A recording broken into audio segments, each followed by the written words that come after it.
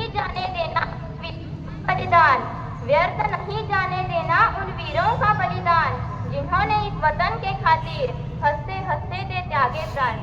हमारी सुकून भरे नींद के खातिर जो हमेशा के लिए सो गए, हमेशा उनका कर्तव्य पूरा हिंदुस्तान रहेगा, पूरा हिंदुस्तान। उत्तरम्य समुद्रस्य हिमालयस्य व दक्षिणम तद भारतम नाम भारतीय यत्र संतती।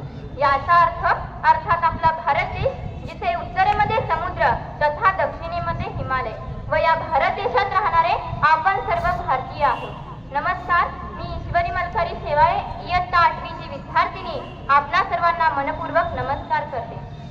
आपल्या देशाला स्वातंत्र्य मिळाले ते इतक्या सहजासहजी मिळाले नाही। स्वातंत्र्यवीर सावरकर, पंडित जवाहरलाल नेहरू, झांसी की राणी लक्ष्मीबाई, भगतसिंह, राजगुरू, सुखदेव अशा अनेक थोर व्यक्तींनी आपले प्राणाचे बलिदान दिले व तेव्हा आपला भारत देश स्वतंत्र झाला। अशा या थोर व्यक्तींना मी प्रथमतः नमन करते। देशभक्ती म्हणजे काय?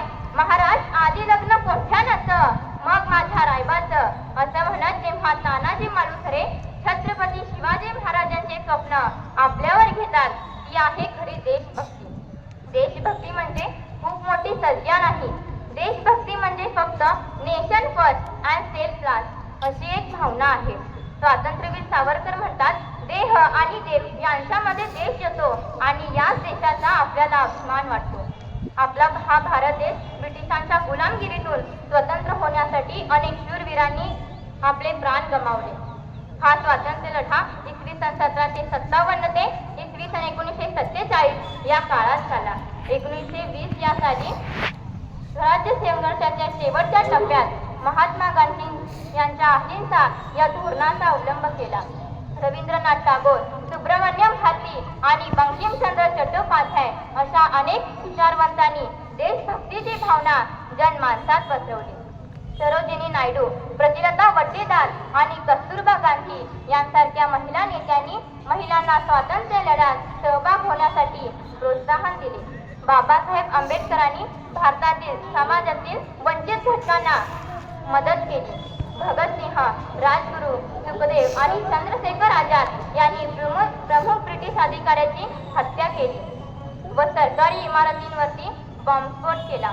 इसवी सन 1930 या साली या लढ्याने एक मजबूत समाजवादी प्रवृत्ती स्वीकारली। त्यानंतर इसवी सन 1942 साली राष्ट्रीय काँग्रेसच्या पक्षाने स्वातंत्र्याची जोरदार मागणी केली व त्यानंतर स्वातंत्र्य आंदोलनामुळे 1947 ला हा कायदा तयार होऊन 15 ऑगस्ट 1947 ला आपल्या भारताला स्वातंत्र्य आणि सार्वभौमत्व प्राप्त झाले। कसे झाले असते जेव्हा इंद्रधनुष्यामध्ये एकच रंग असला असता तर?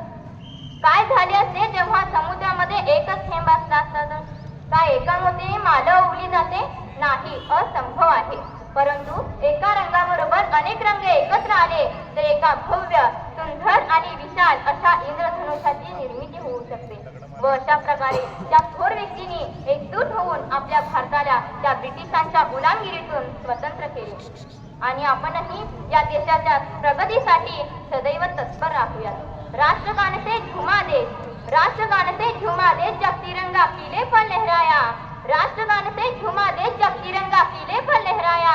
वीर शहीदों की कुर्बानी, वीर शहीदों की कुर्बानी, आजादी का सुख बनकर बरसाया, आजादी का सुख बनकर बरसाया। अशा या महान शूरवीरांना व नेत्यांना मी कोटी कोटी नमन करते आणि माझ्या शब्दांना इथेच विराम देते। जय हिंद, जय भारत।